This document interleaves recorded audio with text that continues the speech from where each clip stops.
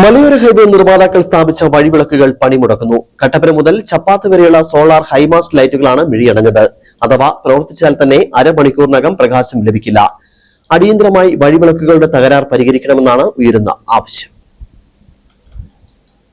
കട്ടപ്പന കുട്ടിക്കാനം മലയോര ഹൈവേയുടെ നിർമ്മാണം പൂർത്തിയായി. എന്നാൽ കുട്ടിക്കാനം മുതൽ ചപ്പാത്ത് വരെ റോഡ് വളരെ മനോഹരമായിട്ടാണ് നിർമ്മാണം പൂർത്തിയാക്കിയത്. എന്നാൽ ചപ്പാത്ത് മുതൽ കട്ടപ്പന വരെ അത്ര മനോഹരമായിട്ടല്ല നിർമ്മിച്ചിരിക്കുന്നത്. ഇപ്പോഴും പലയിടത്തും പണികൾ ബാക്കിയാണ്. മലയോര ഹൈവേ നിർമ്മാതാക്കൾ കട്ടപ്പന മുതൽ ചപ്പാത്ത് വരെ ടൗണുകളിൽ നിരവധി സോളാർ ലൈറ്റുകൾ സ്ഥാപിച്ചിട്ടുണ്ട്. ഇതിൽ ഒന്നുപോലും ശരിയാവണ്ണം പ്രകാശിക്കാറില്ല. ചിലത് ഇതുവരെ പ്രകാശിച്ചിട്ട് പോലുമില്ല. പ്രകാശിക്കുന്നതാകട്ടെ കൂടിപ്പോയാൽ അരമണിക്കൂറാവും വെളിച്ചം നൽകുക. ചപ്പാത്ത് മുതൽ കട്ടപ്പന വരെയുള്ള ഈ ചപ്പാത്ത് മേഖലയിൽ ഒന്നും തന്നെ വഴിവിളക്കുകൾ കത്തത്തില്ല.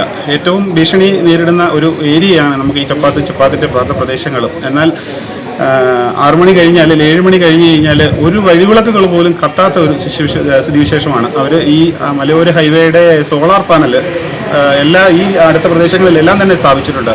എന്നാൽ ഒരു അരമണിക്കൂർ അല്ലെങ്കിൽ ഒരു 40 മിനിറ്റിൽ കൂടുതൽ അത് കത്തില്ല. അത് കത്തിക്കഴിഞ്ഞാൽ അതിനെ തന്നെ അണഞ്ഞു പോവാണത്.